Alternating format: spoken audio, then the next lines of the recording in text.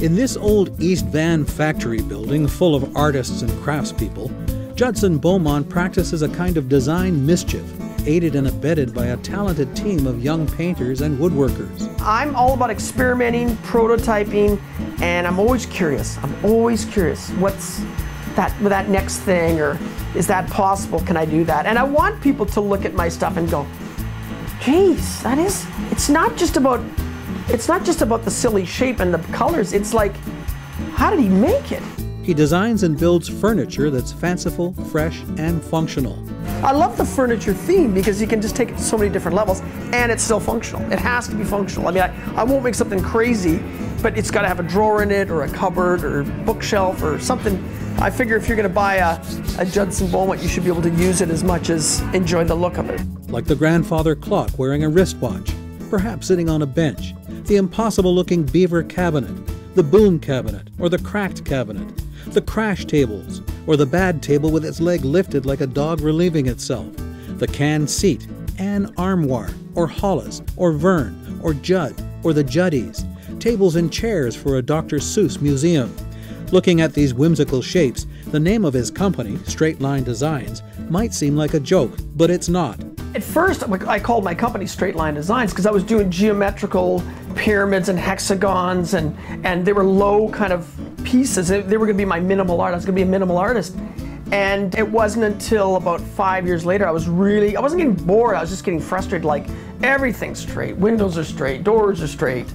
I mean, everything's straight. And then I think it was when that Who Framed Roger Rabbit, when I discovered Toontown, that's when everything went crazy. I just started to, instead of drawing like this, I started drawing like this. And I remember doing a big giant fiberglass carrot with drawers in it. That was before the bendy stuff, and people were looking at it going, is that a big giant carrot with drawers in it? And I went, yeah, and it was kind of my honoring Bugs Bunny. So that's how that all happened. He still does some straight lines, but even those are different. His designs may be new, but his process is old school. He starts with hand drawings. He draws all the time, and he says if you can draw it, you can build it. But his new direction was not an immediate hit with his peers. In fact, I remember building the first curved pieces, and of course, being in a building with lots of people, I saw a lot of critics too. And they were looking at my stuff and going, Beaumont, what are you making? What is this stuff? And I said, well, I don't know, it's kind of cool. I said, no one's going to buy that. No one wants a silly bent cabinet or melting or exploding or whatever I was working on. And the more people told me not to do it, it was almost kind of fueling the fire. It was like, well, I've got to keep doing it now. I got to prove that I can actually pull this off. Now his designs are in demand around the world, from Abu Dhabi to Asia. In Hong Kong, some kids danced for him in costumes inspired by his Sobe dressers. I like to make people laugh, but also, as much as it's silly and outrageous, I take it very seriously. I mean, this is not a joke. This isn't a game. I'm not like, hanging out waiting for something cool to happen. I mean, I take this very seriously, and I'm very intense, and it's all business. Case in point is the little black dresser.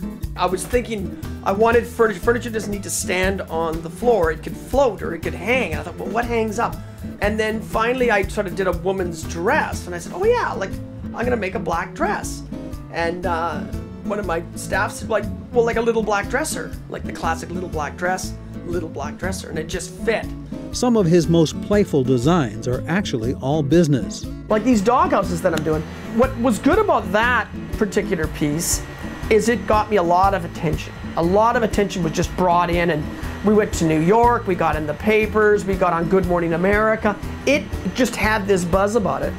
But the biggest thing is I showed it at a trade show in Vegas, and it introduced me to Disney. You gotta wow people. I love it when people go, I can't believe what I'm looking at. I don't even know what I'm looking at. Or the other one I like to hear is when they say, I've never seen anything like that. And the pet camper has resulted in a bigger commission, a treehouse camper for kids, coming soon to an airport near you. Always looking forward, Judson freely shares his ideas with art students. I enjoy it, and the reason why I do is, first of all, I like to share and I like to brag or whatever about what I do, because I'm happy, I'm proud of what I do, I love what I do. But what happens is, because I've been doing this for so long, these students are leaving my shop with a little postcard, and they saw a bunch of silly things.